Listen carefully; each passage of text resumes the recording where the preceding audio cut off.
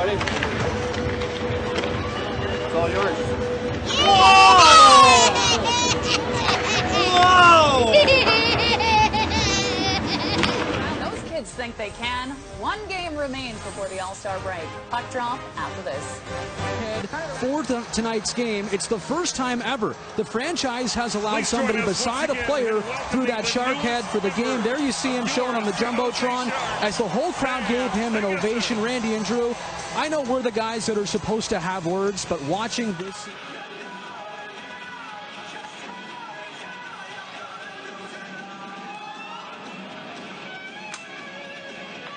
from the wing, and yeah, Sweet 16 indeed. Oh my God, Tyler! Not only did she get to see him, she gets a puck.